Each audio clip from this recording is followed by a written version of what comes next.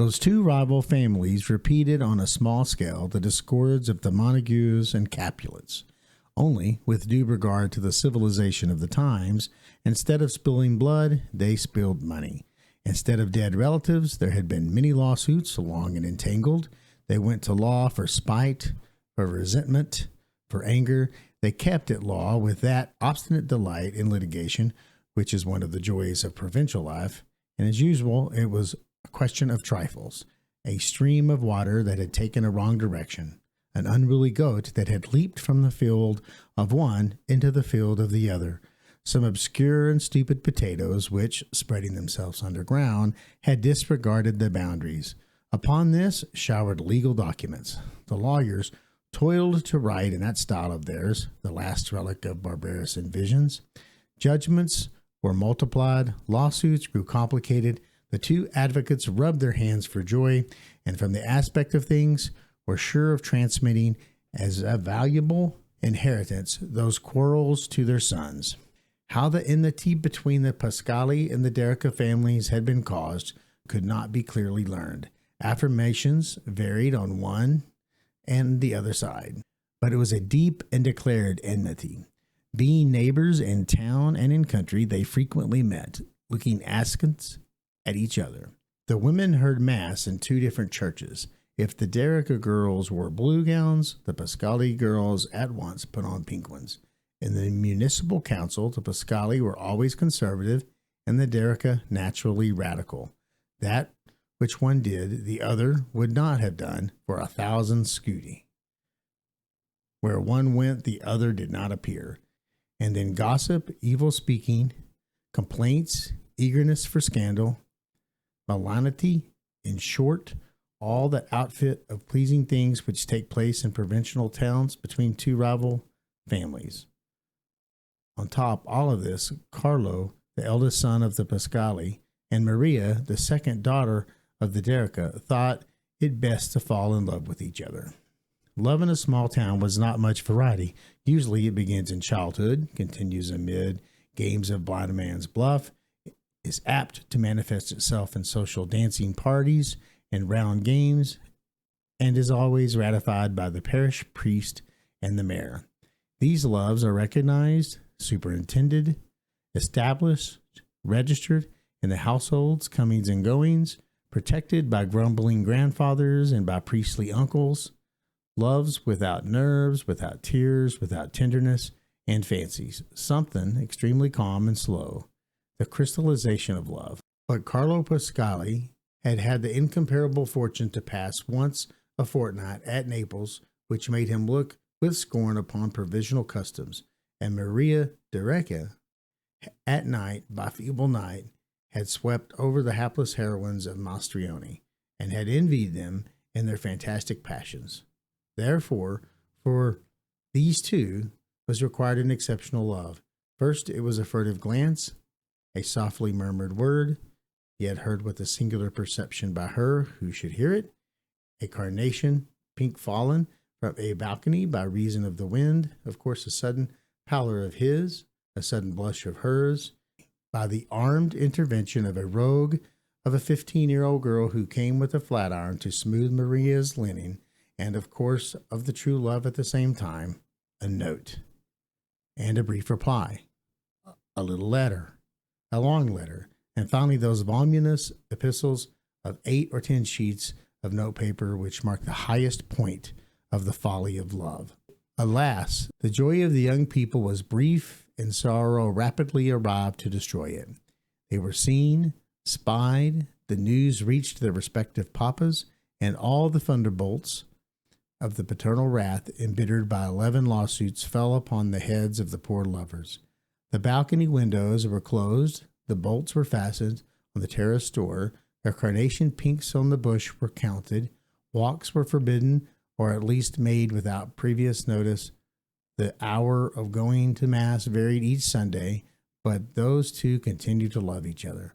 Rebuffs, exhortations, prohibitions, difficulties availed only to inflame their love.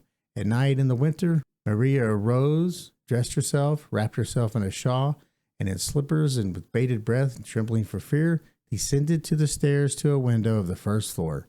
The young friend was in the street leaning against the wall, so they talked for 2 or 3 hours without caring for the cold, the rain, or the loss of sleep. They talked without seeing each other from a distance of 5 meters of altitude, becoming silent at every sound of a passer, then cautiously resuming their discourse with the continual fear that Maria's parents might arouse and find her in that aerial colloquy.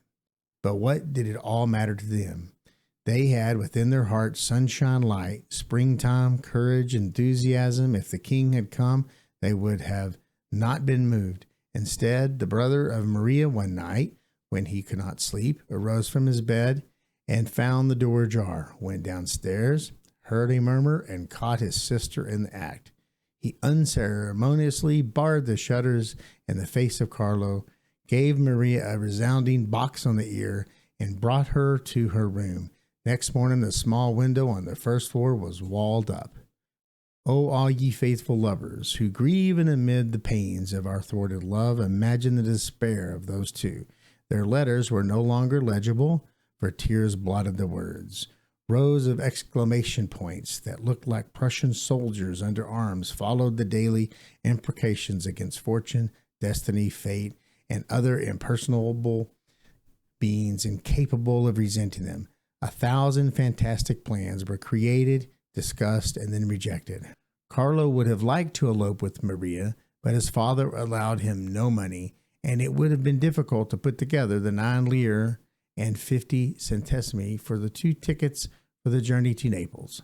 They thought for a moment of suicide, but found that it would not solve the difficulty. Then, in the long run, their love became systematic. Their imprecations were always the same, and they could not go to their beds without having poured forth upon the faithful paper the fullness of their grief. In the town, nothing was talked of but their unshakable love and their torments.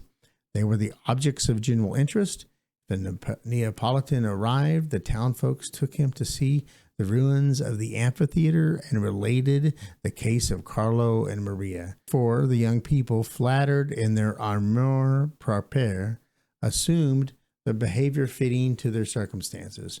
Maria was always pale, with a melancholy air, never smiling, always talking to her girlfriends about her joyless days, refusing to amuse herself, content to resemble in all respects one of the Mastroianni's heroines. Carlo took lonely walks, was always deeply depressed.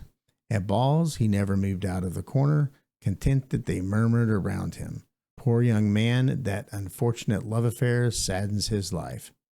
In society, at small festivities, in visits, with the unwearying monotony of the province, the discourse always returned upon the subject of the 2 lovers. Carla and Maria bore with the dignity the burden of their popularity. Finally, after I don't know how many years, 4 or 5 it seems to me, of this continual struggle of daily weeping, of long, long love maintained alive by dissensions, the aspect of things changed. There was a worthy person, there are still such, who was, with many efforts of eloquence, persuaded the parents that by the lawsuits they were losing money, and much of it, as witness the 2 advocates who had grown rich at the expense of their clients, and that these 2 young people were pining and could go into a decline because of their thwarted love. The houses were side by side, and the estates contiguous. Christ forgave, and they must forgive if they want to find forgiveness. He said so much, and so many other persons, moved by the example, interposed, and the question came to the compromise which had, as its first chapter, the marriage of Carlo and Maria. Here, surely, everyone will suppose that the young people were greatly consoled, and will suppose truly, but my obligation as a sincere storyteller constrains me to say that in their first free colloquy reigned a great embarrassment. They were accustomed to seeing each other at a distance, by stealth, to speak from a first-floor window down to the street. In the darkness, disguising or smothering their voices, they found themselves quite different, perhaps a little ridiculous. They had no subjects of conversation. They were often silent, hastening in their thoughts the hour in which they should quit.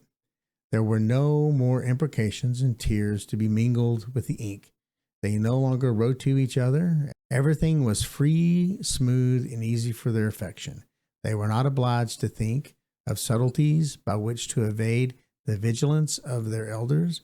They took no more pleasure in the murmuring a few words in secret. They made no more daring projects for the future. They were married prosaically, without obstacles, like so many other silly couples. The townfolk no longer took thought of them. The wonder and the comments on the marriage once over, Carlo and Maria no longer awoke attention, were no longer talked about. Their behaviors was noted no more. They ceased to be pointed out as an example of fidelity. Now all eyes were fixed upon the wife of the praetor, who was accused of too great partiality for the vice attorney, a serious piece of business. The two lovers felt themselves forsaken. A great coolness arose between them. Carlo found the virtues of his fiancée, those virtues which shone in her letters, were dimmed by the atmosphere of home. Maria frequently thought that Carlo was rather commonplace in his taste, and to that end, with a stupid marriage so tempestuous, a love was unworthy of a reader of Mastriani. A few lively remarks passed between them in regard to illusions contradicted by the reality, about mirages, optical delusions, and similar pinpricks.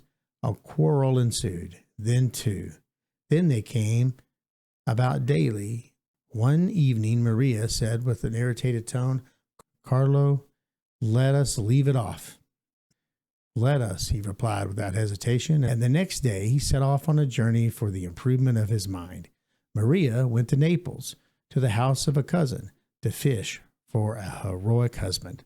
The families had a new falling out. Maria's father had an opening made for a window which overlooked his neighbor's courtyard. The latter, in order to annoy him, built a dovecote, of which the doves ran about everywhere.